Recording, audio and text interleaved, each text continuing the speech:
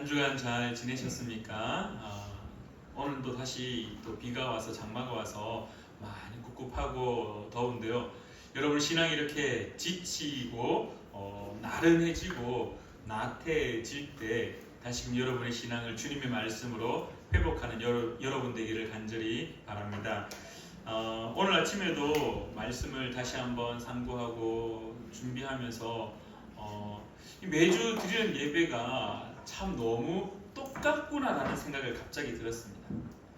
드리는 예배의 시간도 11시 반 똑같은 시간 25분부터 찬양을 해서 때로는 일찍 끝나면은 12시 25분, 28분, 30분 가까이 조금 제가 또 설교가 조금 길어져서 늦게 끝날 때는 12시 한 40분에서 50분까지 그렇게 1시간에서 1시간 20분 정도 예배 시간 패턴도 똑같고 매주 드리는 시간도 똑같고 매주 보는 얼굴도 똑같고 어떻게 보면은 너무 계속 반복되는 시간들이라서 이 예배가 때로는 어떻게 표현해야 될까요? 지루하다고 표현해야 될까요? 아니면 때로는 너무나 똑같은 패턴의 루틴처럼 반복되는 것 같아서 이 예배의 기쁨을 혹시 잊어버리고 있지는 않는가? 여러분들은 어떻습니까? 예배 매주 오는 이 예배가 매주 기쁨의 예배입니까? 소망의 예배입니까? 매주 드리는 이 시간이 당연한 것처럼 느껴지지만은 그러나 이 당연함 속에 하나님의 은혜가 반드시 있음을 여러분들 꼭 기억하시기를 간절히 축원합니다. 여러분들에게 주일은 어떤 날인지 잘 모르겠지만 기쁨의 날이겠죠. 참 평안의 날이고 참 좋은 날이겠지만 저는 개인적으로 두 가지가 공존합니다. 하나는 정말 기쁨의 날이면서 예배를 드린다라는, 또 하나는 예배를 드리기 때문에 너무 부담스러운 날입니다. 너무 부담스러운 날입니다. 왜냐하면은 앞에서 말씀을 선포해야 되는 입장이기 때문에 혹시라도 나의 개인적인 이야기를 하고 있지는 않는가, 하나님의 말씀이 아닌 다른 걸 또 혹시 이야기하지는 않을까라는 생각들 때문에 가장 부담스러운 날이기도 합니다. 그래서 저희 아들하고 이야기하다가 다민이는 언제 날이 제일 좋아? 언제 제일 기뻐? 그러니까 금요일 오후랍니다. 왜냐하면은 금요일 오후 학교 가다 딱 오면은 토요일 주일 학교 안 가고 신나게 놀 수 있는 날이기 때문에. 언제 제일 힘들어? 그러니까 주일 저녁이 제일 힘들답니다. 왜냐하면은 월요일 학교를 가야 돼서. 근데 이제 저하고 얘기해서 아빠는 다르겠네. 그래서 아빠는 좀 달라. 아빠는 주일 저녁이 제일 힘들어. 그래서 아빠 왜 주일 저녁이 토요일 저녁이 제일 힘들어? 왜 토요일 저녁이 제일 힘들어? 아빠는 주일 예배가 제일 부담스러운 날이야. 아빠는 언제 제일 좋아? 아빠는 주일 예배가 끝난 날이 제일 좋아. 그런 얘기를 하면서 이 주일에 대한 부담감, 또 한편으로는 너무 기쁘지만은 또 한편으로는 우리가 이 주일을 또 너무 부담스럽게, 아니면은 또 너무 당연하게 그냥 아무 생각 없이 와서 앉아 있지는 않는가, 그런 생각을 한번 해봅니다. 매주 드리는 이 예배가 2000년 전에 선포되었던 그 예수 그리스도 그 십자가의 은혜를 다시금 기억하는, 그래서 그 기억 때문에 기쁨으로 예배 시간이 채워지기를 간절히 소망합니다. 오늘 하나님 말씀은 고린도전서 4장 20절 한 절 말씀을 가지고 고린도 교회의 상황을 한번 둘러보고, 또한 바울 사도가 그 고린도 교회를 향하여서 선포했던 메시지, 그리고 오늘 우리에게는 또 무엇을 말씀하고 있는지 한번 살펴보고자 합니다. 오늘 하나님의 말씀에 바울 사도가 고린도 교회를 향하여서 하나님 나라는 말에 있지 아니하고 오직 능력에 있음이라라고 선포합니다. 우리가 이 20절 말씀 단 한 절을 통하여서 고린도 교회의 상황을 딱 한 가지 바로 캐치할 수 있는 것이 있습니다. 오늘 바울 사도가 고린도 교회를 향하여서 너희가 지금 살아가고 있는 그 교회 공동체, 너희가 예배를 드리고 있는 그 교회 공동체 안에 하나님의 나라는 말에 있지 아니하다. 이 말은 다른 말로 설명하면은 그 고린도 교회의 문제점 중에 한 가지가 무엇이었느냐 하면은 그들의 신앙이 말에 갇혀 있었다라는 겁니다. 말뿐인 신앙의 모습들로 가득 차 있었다라는 겁니다. 자, 이런 것들을 우리가 염두에 두고 우리가 계속해서 한번 말씀을 나누어 보기를 원하는데요. 자, 여러분들에게 질문 한 가지 던지겠습니다. 하나님 나라가 무엇입니까? 하나님 나라가 무엇입니까? 믿음의 대상은 명확해야 됩니다. 내 믿음의 대상이 명확해야지 나의 믿음의 생활들, 시간들이 소중해질 수 있습니다. 그래서 우리가 바라보는 성경의 말씀들, 구절들도 이왕이면은 명확히 알아야지 그 뜻하는 바를 우리가 캐치하고 그 뜻하는 바대로 살아갈 수 있다는 겁니다. 그래서 하나님의 나라, 성경에서 하나님의 나라라고 할 때 그 하나님의 나라는 과연 무엇이겠습니까? 제일 먼저 머릿속에 떠오르는 하나님의 나라는 무엇입니까? 여러분들 어떻습니까? 우리가 앞으로 가야 될 이 천국이 이제 주로 하나님의 나라라고 주로 이야기를 참 많이 하는데요. 우리가 이렇게, 제가 오늘 이렇게 한번 나누어 봤습니다. 과거와 현재와 미래라는 이 어떤 시점을 가지고 한번 하나님의 나라가 어떤 것인지 한번 나누어 봤는데요. 첫 번째로는 이 과거에 있었던 하나님의 나라입니다. 과거에 있었던 하나님의 나라. 그 과거에 있었던 하나님의 나라는 창세기 12장 1절부터 하나님이 아브라함에게 내가 네게 지시할 땅, 내가 네게 보여줄 땅, 그 땅으로 가라라고 말씀하시며 이제 실제적으로 눈에 보여지는 하나님의 택한 백성이 모여서 살고 있는 국가 이스라엘이라는 과거에 실제로 존재했던, 물론 지금도 이스라엘이라는 나라가 존재하고 있지만 그들은 여전히 하나님의 택한 백성이라고 이야기하고 있지만은 우리의 신앙의 개념 속에 하나님의 나라가 계속해서 예수 그리스도로 고백하는 그 나라라는 개념 속에 주어진다라면은 과거에 이스라엘 그 나라, 아브라함으로부터 시작하였고 이삭으로 넘어가 야곱으로 넘어가 아브라함의 하나님, 이삭의 하나님, 야곱의 하나님 그렇게 고백하며 사울이 왕으로 통치하였고 이후에 다윗이 통치하였고 솔로몬이 통치하였고 그리고 수많은 열왕들이, 더 많은 왕들이 통치하였던 그 하나님의 나라, 실제적으로 역사의 기록에 남아 있었던, 그래서 그들의 나라의 다스림을 누구에게 의지했냐면 선지자나 예언자나 왕이나 전부 다 하나님에 의해서 다스림을 받았던, 과거에 실제 존재했던 이스라엘, 1차적으로 보여지는 그 하나님의 나라 이스라엘이라고 이야기를 한다면요, 두 번째는 우리가 살아가고 있는 이 현재, 두 번째는 이 현재입니다. 마태복음 6장 10절 말씀입니다. 마태복음 6장 10절에 이렇게 예수님이 제자들에게 말씀합니다. 우리가 잘 알고 있는 주 기도문입니다. 주님께서 가르쳐 주신 그 기도문 중에 이렇게 고백합니다. 나라가 임하시오며 뜻이 하늘에서 이루어진 것 같이 땅에서도 이루어지이다.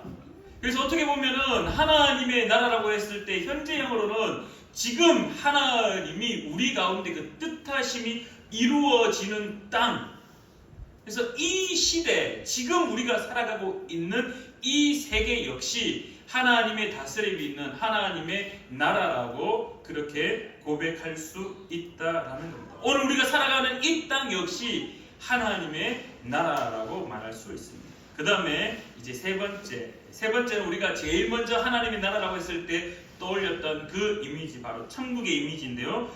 요한계시록 21장 1절부터 2절까지의 말씀이 이렇게 고백합니다.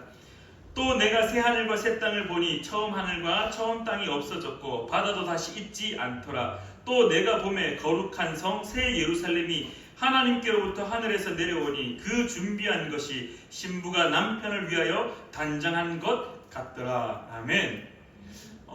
결국 우리가 추구하는 가장 완성될 그 장소, 어린 양 되신 예수 그리스도께서 하나님의 보좌에 앉으셔서 우리를 다스리고 우리가 그 영광 가운데 임하여서 그 천사들의 하늘 나팔 소리를 들으면서 함께 그 보좌 곁에서 영원히 거하며 다스릴 곳, 우리가 소위 말하는 눈물이 없고 고난이 없고 슬픔이 없고 오직 기쁨과 하나님의 영광만이 가득한 그곳, 우리가 죽어 가야 될 장소라고 그렇게 고백하는 그 천국, 그 하나님의 나라, 그것을 오늘 미래형으로 이야기할 때 천국. 그래서 하나님의 나라를 말하자면 많은 수많은 수식어들, 수많은 설명들이 있겠지만은 오늘 간단하게 간략하게 이 시점으로 이야기했을 때 과거에 존재했던 하나님의 택한 백성들, 실질적으로 하나님의 음성을 들으며 하나님과 동행했던 그 이스라엘 국가가 있었다라면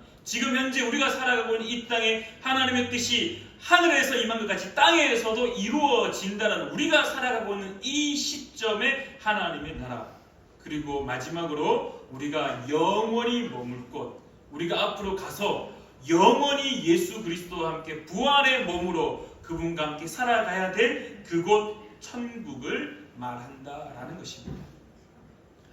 그래서 성경을 읽으실 때마다 하나님의 나라가 등장할 때 우리의 머릿속에 과거의 역사 속에 존재했던 그 이스라엘 땅, 지금 우리가 살아가고 있는 이곳, 이 삶 속에서 하나님의 은혜 가운데 누리고 있는 우리가 살아가는 이 땅, 그리고 우리가 앞으로 가야 될 그 천국, 이 세 가지의 개념이 동시에 하나님의 나라를 볼 때마다 여러분들의 머릿속에 이미지화되기를 간절히 바랍니다. 자, 이렇게 하나님의 나라를 세 가지 유형으로 우리가 설명을 한다라면은 오늘 저와 여러분이 바울 사도가 말하고 있는 하나님의 나라는 말에 있지 아니하다라고 했을 때 실질적으로 기록되었던 헬라어에서의 의미는 무엇을 말하는가?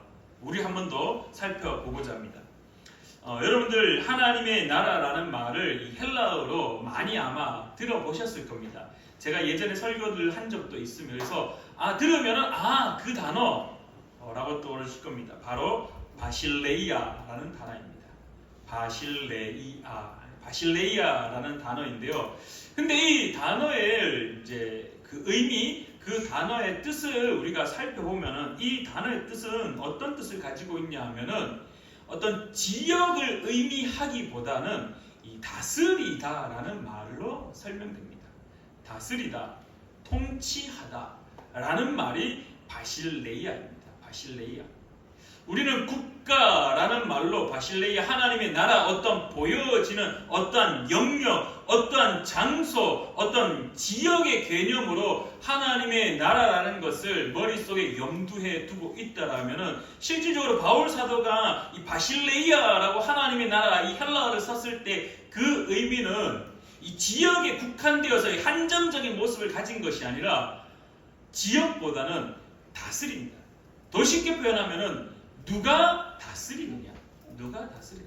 영역의 의미가 아니라 하나님의 나라는 장소의 의미가 아니라 어떤 지역의 의미가 아니라 누가 다스리느냐가 더 중요하다라는 겁니다. 그래서 바울 사도의 선포에 있어서 하나님의 나라, 당신에게 하나님의 나라가 임하기를 간절히 바랍니다. 우리가 예배 드릴 때, 우리가 어떠한 인사를 할 때 하나님의 나라가 당신의 삶 속에 임하기를 바랍니다라고 했을 때 그 하나님의 나라는 지역과 영역의 의미보다는 하나님의 다스림, 당신이 살아가고 있는 그 모든 환경 가운데 하나님의 다스림이, 하나님의 통치함이 가득하기를 바란다라는 그 의미라는 것입니다. 자, 그래서 하나님의 나라는 이 장소보다는 누가 다스리느냐가 더 중요하고요. 하나님의 나라는 하나님의 다스림이 있는 모든 영역을 말하고 있다. 그래서 내가 가고 있는 그 모든 땅이 하나님이 다스리는 하나님의 나라라는 겁니다. 여러분들 여기서 재미난 것을 한 가지 알려드리고자 하는데요. 구약 성경에 하나님이 이제 여호와께서 모세에게 10계명을 던져줍니다. 10계명 이렇게 기록해 합니다. 처음엔 하나님이 기록해 주셨고 두 번째는 모세가 직접 돌판에 돌을 깎으면서 막 합니다. 그때 하나님이 모세에게 우상을 만들지 말라고 이야기합니다. 우상을 만들지 말라고. 왜 우상을 만들지 말라고 했을까요? 왜 우상을 만들지 말라고 했을까요? 그냥 보여지는 그 우상 앞에 절하기 때문에 우상을 만들지 말라? 하나님의 형상을 닮은 그 우상도 심지어 신상도 만들지 말라고 이야기해요. 왜? 여러분들 고대 근동 지역에는요 우상의 신상들이 가득했습니다.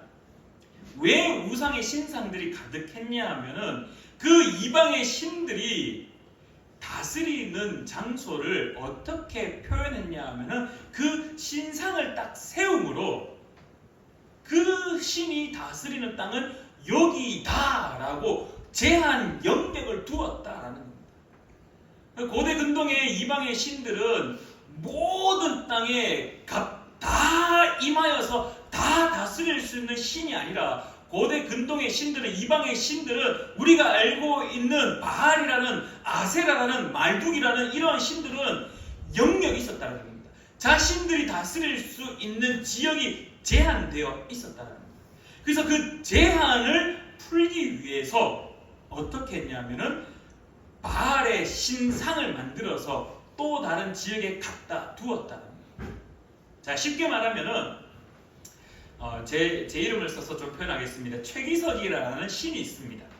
최기석이라는 이방의 신이 있습니다. 이 최기석이라는 신이 다스릴 수 있는 장소는 학정동뿐인 겁니다. 신이지만은 신이 다스릴 수 있는 장소는 학정동뿐이었다는 겁니다.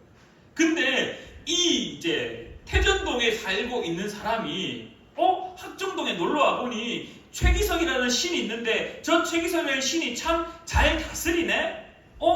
태전동에서도 최기석이라는 신의 다스림을 좀 받고 싶은데 어떻게 하면 좋을까? 그래서 학정동에 있는 신에게 묻기도 하고 그 학정동의 신을 최기석의 신의 다스림을 받는 그 사제들한테 얘기해 보니까 팁을 알려줄게. 최기석의 모습을 동상으로 만들어서 태전동에 딱 갖다 놔. 그러면은 최기석의 신이 학정동을 다스릴 뿐만 아니라 그 최기석 동상이 있는 태전동도 신이 능력이 그렇게 샥 점프해서 그것도 다스릴 수 있게 되어 있어. 이러한 신관을 가지고 있던 고대 근동 사람들에게 하나님은 어떻게 했냐면, 하나님은 우리가 믿는 야훼, 우리가 믿는 여호와, 우리가 믿는 하나님은 지역의 한계를 가지신 분이 아니다. 너희들이 이방의 신들을 섬기는 것처럼 하나님의 신상을 만들어서 내 다스리는 곳에, 하나님 나를 다스리는 곳 이곳입니다, 하나님 이곳에 임재하여 달라고 그냥 하나님의 능력, 영역을 제한시키는 것이 아니라 하나님은 초월자다, 능력자다. 다스리는 곳에 제한이 없다라는 것을 가르치기 위하여서 하나님을 닮은 신상조차도 만들지 말라라고 이스라엘 백성들에게 가르쳤던 겁니다. 자, 우상을 만들지 말라의 또 다른 의미가 우리가 한번 살펴보았습니다. 어쨌든 하나님의 나라는요, 결국 무엇을 말하냐 하면은 영역, 제한적인 지역, 장소가 아니라 누가 다스리느냐. 누가 다스리느냐. 오늘도 저와 여러분의 삶에 하나님이 다스림이 있다라면은 여러분이 살아가고 있는 그 모든 땅은요, 그 모든 환경은요, 그 모든 삶의 자리는 바로 하나님의 나라라는 사실인 겁니다. 믿으십니까? 여러분이 살아가는 그 모든 땅, 아까 그래서 두 번째 현재라고 말했던 우리가 살아가는 이 땅, 예수님이 뜻이 하늘에서 이루어진 것 같이 땅에서도 이루어지이다라고 고백했던 그 기도의 그 모습이 우리의 삶의 자리에 이루어지는 그 모습들, 그게 하나님의 다스림이고, 그게 우리가 살아가고 있는 그 모든 환경들, 결국 우리가 살아가고 있는 이 자리, 이 곳, 이 삶의 모든 영역들이 다 하나님의 나라라는 것입니다. 자, 이렇게 하나님의 나라에 대해서 바울 사도가 말했던 그 바실레이아의 의미를 우리가 한번 살펴보았다라면, 오늘 바울 사도가 그 다스림 받는 너희들의 삶의 자리에 하나님의 나라는 말에 있지 아니하고라고 했을 때, 이걸 쉽게 풀면은 하나님이 다스림이 있는 너희들의 삶의 그 모든 환경 가운데 너희들은 말밖에 없구나. 말밖에 없구나. 하나님이 다스림이 있는 그 모든 삶의 환경 속에 살아가고 있는 너희들, 나는 하나님의 다스림을 받고 있습니다라고 고백하는 너희들, 근데 그 삶의 모든 자리에 하나님의 실제적인 다스림이 있는 것이 아니라 말밖에 없구나. 말밖에 없구나. 그래서 김세윤 교수가 이 성경의 구절을 조금 다르게 기록을 한 것이 있습니다. 이렇게 8절 말씀을 고린도전서 4장 8절 말씀이 이렇게 고백합니다. 너희가 이미 배부르며 이미 풍성하며 우리 없이도 왕이 되었도다. 우리가 너희와 함께 왕노릇하기 위하여 참으로 너희가 왕이 되기를 원하노라라고 고백하는데, 이 고백을 어떻게 김세윤 교수가 바꾸어서 이 해석을 하냐면요, 너희는 이미 배부른 자들이 되었구나. 잘 들어보십시오. 하나님의 나라는 말에 있지 아니하다라는 것을 고린도전서 4장 10절 말씀에 8절 말씀에 바울 사도가 해석하기를 김세윤 교수가 그것을 좀 더 쉽게 번역을 하기를 이렇게 이야기합니다. 너희는 이미 배부른 자들이 되었구나. 너희는 벌써 부요한 자들이 되었구나. 우리를 떼어놓고 너희는 벌써 왕들이 되었구나. 실제로 너희가 이미 왕들이 되었다면 얼마나 좋을까. 그랬으면 우리도 너희의 왕노릇함에 동참할 수 있었을 텐데, 더 쉽게 말하면은 이미 그들은 하나님의 나라의 다스림을 받습니다라고 말밖에 하지 않는 자가 되었다는 겁니다. 실질적으로 풍요해졌느냐, 실질적으로 부유해졌느냐, 실질적으로 그리스도인의 삶을 살아가고 있느냐라는 질문 앞에 바울 사도가 말하기를 아니다라는 거죠. 8절 말씀에 너희가 이미 배부르며 이미 풍성하며 우리 없이도 왕이 되었도다. 이게 진짜 풍요롭고 진짜 그리스도로 인하여 배부르고 이미 진짜 예수 그리스도를 말미암아 왕이 되었다라는 것이 아니라 놀린다는 거죠. 언어 유희라는 거죠. 너 실질적으로 그렇진 않지만 그렇게 행동하고 있네. 너희는 이미 배부른 자들이 되었구나. 너희는 벌써 부유한 자들이 되었구나. 우리를 떼어놓고 너희는 벌써 왕들이 되었구나. 실제로 너희가 이미 왕들이 되었다면 얼마나 좋을까. 반대로 그렇지 않다라는 거예요. 말뿐인 신앙의 소유자들이 되었다라는 것입니다. 하나님의 나라는 말에 있지 아니하고 오직 능력에 있습니다. 그래서 우리가 이 말씀 속에 고린도 교회를 우리가 발견할 수 있는 것은 말뿐인 고린도 교회를 발견할 수 있습니다. 이미 말로 배부른 자가 되었고 예수 그리스도로 충만한 자가 아니라 말로 배부른 자가 되었고 말로 풍요로운 자가 되었고 말로 왕이 된 것처럼 그렇게 살아가고 있다는 겁니다. 말은 은혜, 말은 구원의 은혜를 입었다라고 표현하지만은 행동은 여전히 변하지 않는 모습을 가졌다. 여러분의 삶은 어떻습니까? 여러분의 삶은 어떻습니까?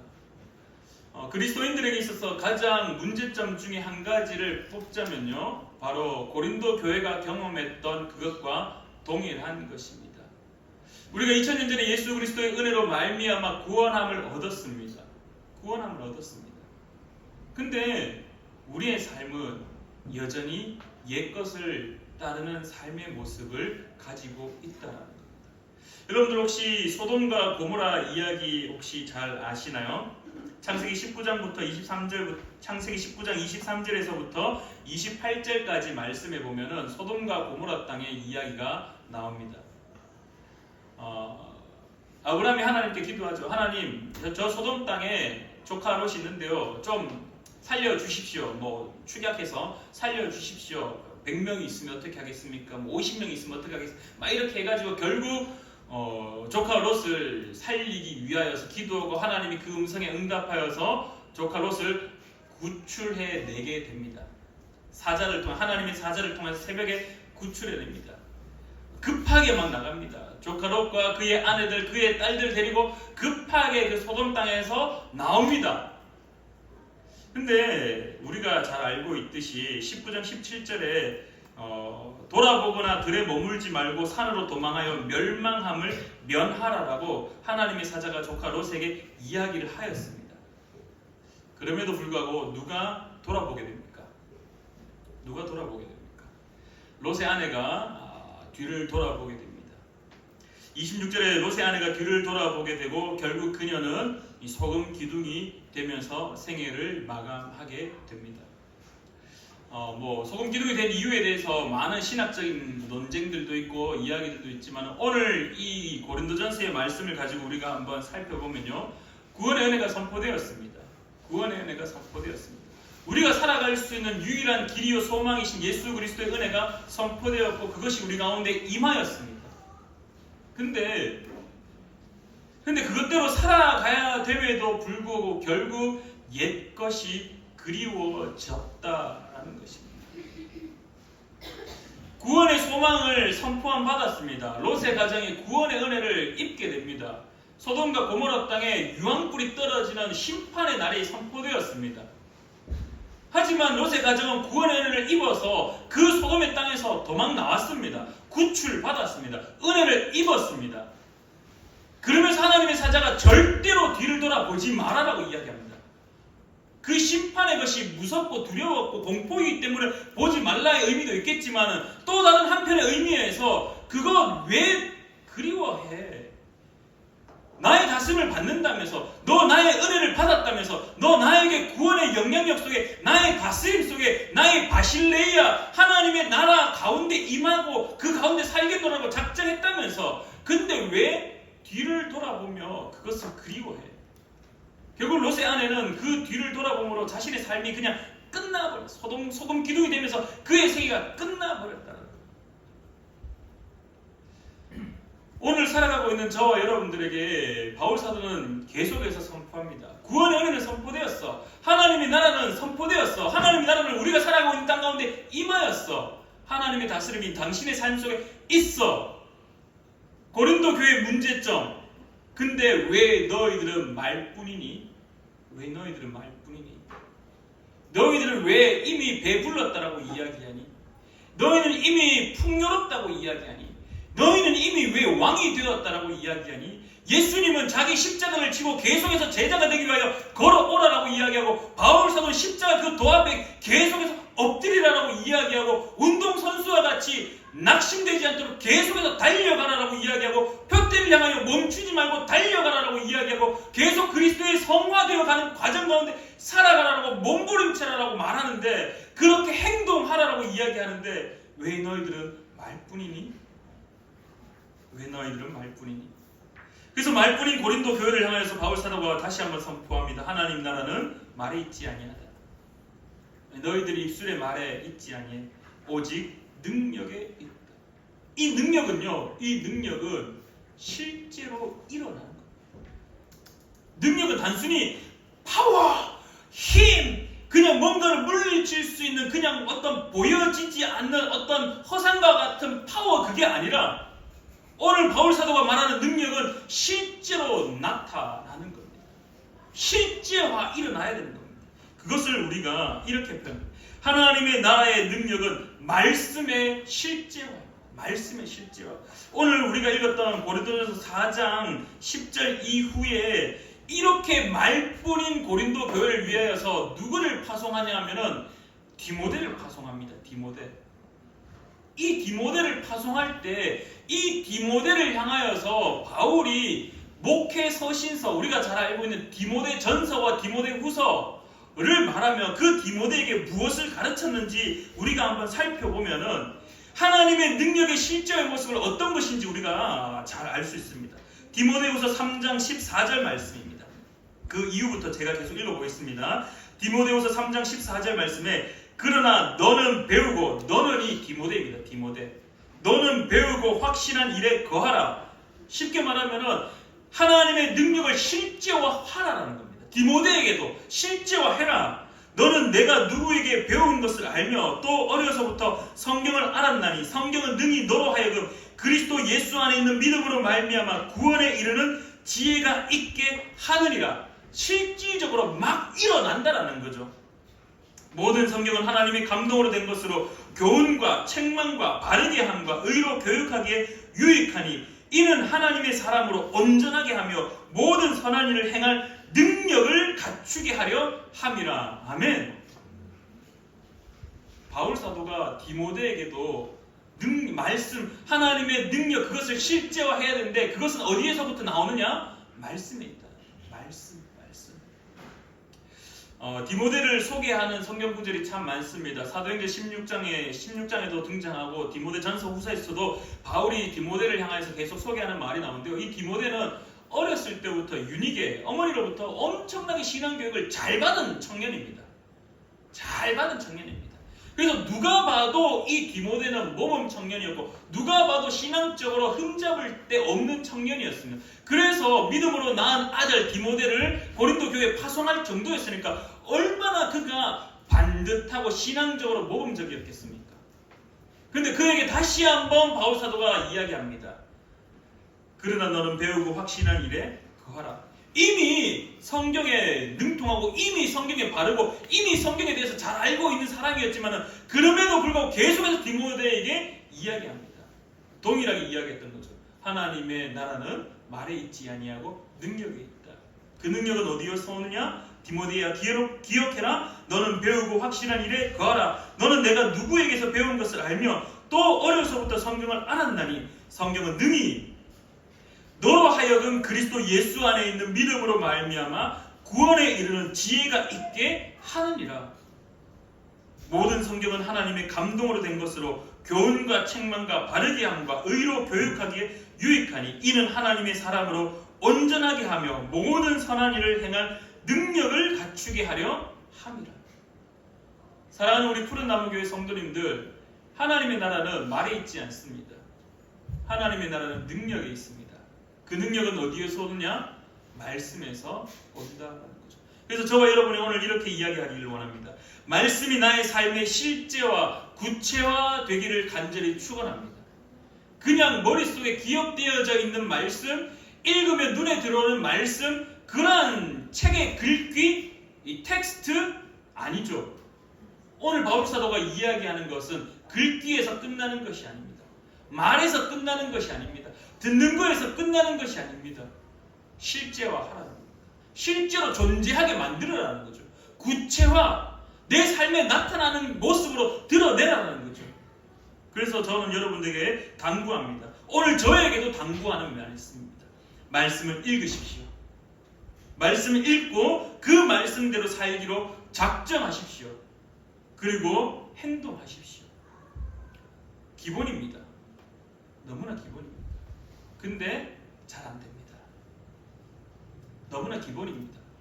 근데 잘 안 됩니다. 근데 다시 해야 됩니다. 믿으십니까? 기본입니다. 잘합니다. 그래서 잘 까먹습니다. 그래서 잘 잊어버립니다. 제가 개인적으로 결단한 것이 하나 있었습니다. 제가 요즘 계속해서 디모데전서의 말씀을 가지고 고린도전서의 말씀을 가지고 계속해서 말씀을 묵상하고 나누고 있는데요. 내가 적어도 설교하기 전에는 본문을 적어도 하루에 10번 이상씩 아니 한 100번 정도는 읽어야지 내가 말씀에 깊이 깨달음이 있지 않겠느냐 해서 처음에 작정했을 때는 진짜 막 하루에 예를 들어서 고린도전서 1장이라 하면 1장은 하루 종일 1장만 읽었습니다. 하루 종일 1장만.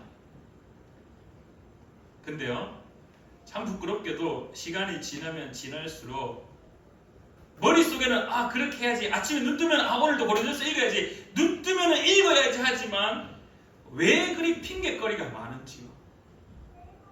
왜 그리 다른 일을 해야 될 게 많은지요? 눈 뜨자마자 고린도전서 말씀을 읽을 때가 있었지만은 왜 눈 뜨자마자 집 청소를 그렇게 하고 싶은지요? 왜 눈 뜨자마자 빨래 돌릴 게 그렇게 눈에 잘 들어오는지요? 왜 눈 뜨자마자 다른 해야 될 일들이 그렇게 눈에 잘 들어오는지요? 계속해서 여러분들 스스로를 계속해서 하나님 나라의 다스림에 만날 수 있는 그 장소로, 코너로 몰아가시기를 간절히 축원합니다. 그곳으로 자꾸 몰아가셔야 됩니다. 몰아가셔야 됩니다.